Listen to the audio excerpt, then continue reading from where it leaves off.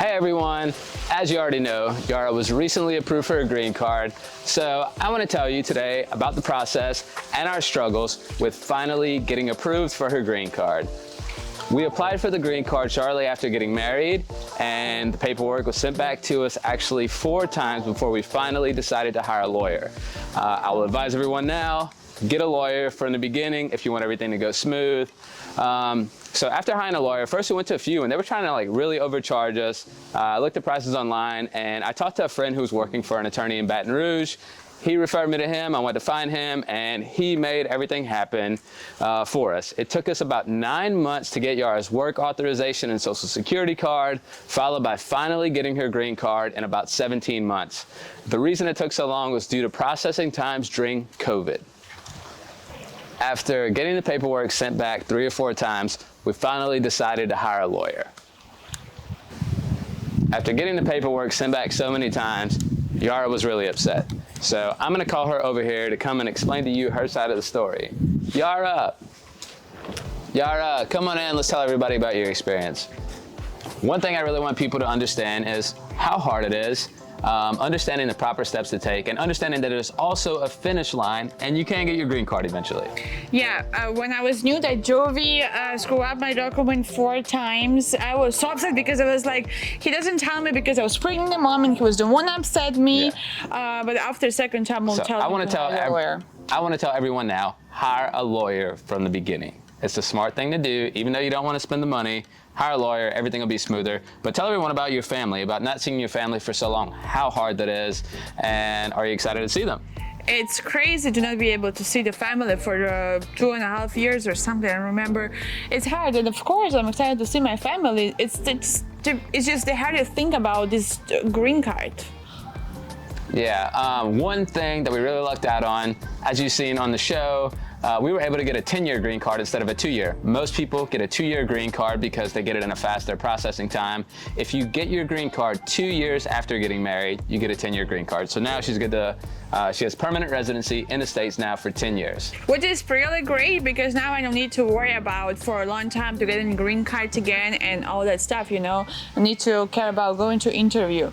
And about the interview, guys, the interview was going super nice, super smooth. It was probably the best interview, which I expect the worst, but it happens for the best. I was really nervous because I couldn't find our original marriage certificate. I was really paranoid driving over there, talking to her about it. But once the guy saw pictures that we have a daughter, he saw our daughter's birth certificate, he was like, okay, you guys are good, you'll be approved. I'm gonna approve you now and send you the documentation. You should have your green card within 10 days. And we were so relieved to hear that news. Yep. Most people come to the US, and whenever you apply for a green card, the processing times are 3 to 5 months in the beginning. Those processing times once COVID hit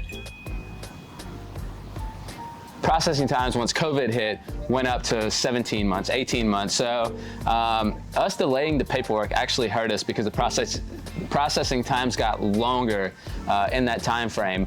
But most people get a green card and then they have to go back. It's called a conditional green card, which you get for 2 years. You have to go back in 2 years and apply to get your 10-year green card and then wait for citizenship to come up within, it's almost 3 years. It's I don't know, 33 months or something like that. So we're pretty fortunate, and the fact that Yara doesn't actually have to give up her Ukrainian citizenship is great. So she can hold on to this 10-year US green card, and she does not have to get citizenship in the US if she doesn't want to. Yeah, so now since I have my green card, I'm able to travel to Czech, which is not in the war zone. Just want to make it clear for everybody, because Europe is not a country. It's Europe is not one country, and Czech is not a small city or state. So yeah, it's really good. The green card, that's the main thing for me to get a green card, for getting able to travel outside of the country. And about work permit, guys, you're always I don't know. Some people ask me how I work if I get my green card only now. Guys, I don't need my green card to be able to work. Before I get my green card, I get my work permit.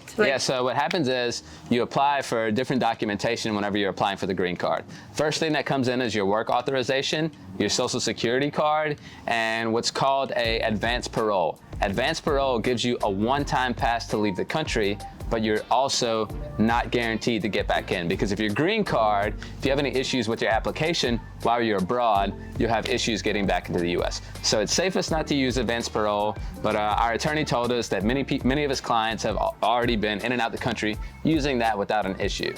And guys, I hear this frog so many times for so many different people who move to US, and they saying that there is a chance that somebody from US, CIS, whatever it's called, will come to check if you come to US by K1 visa, if your marriage is legit, like come to your house or something. I hear this so many times where nobody come to my house and check if I sleep. She was worried. She was like, what happens if somebody comes while you're at work and they think that I'm living here alone? Like, what's gonna happen? Yeah, so nobody come to check if our marriage is legit, but I hear this so often, it's not true.